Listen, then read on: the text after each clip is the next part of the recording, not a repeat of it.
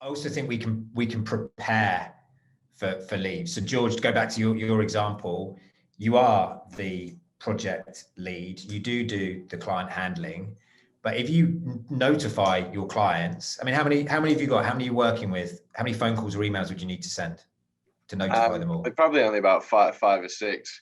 It's all retainers anyway. Yeah. So you just say to them, look, I'm taking a week's holiday at this point in a month's time. I will not be contactable. So just to let you know well in advance, what stuff do you need me to do ahead of time? And that I find really helpful in reducing the anxiety. They all know, they're all prepped and they know you're off. You've kind of got permission from them. And of course, they're all taking holidays over the summer. So why shouldn't you? Well, that's an interesting thing is that I'm not going to say I work with unreasonable people, but I work with very kind of like workaholics. So there are a lot of them are doctors and surgeons that their life revolves around kind of being in the OR or the ER 12 hours a day. So the concept of them having a week off would be very alien.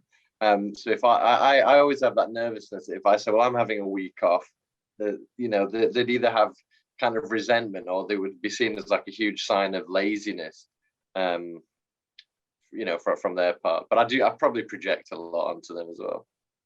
Well, don't forget, going back to Mark's point, it's not a matter of life or death. It's a matter of life and death for them, but the work you do is not a matter of life or death. And trust me, if you give them notice and say, I'm taking a week off, they will, I'm sure they will go along with that. And if they don't, do you really want to work with them? They sound awful, but listen, I'm sure they will. I'm sure they'll go along with it. It's a good point.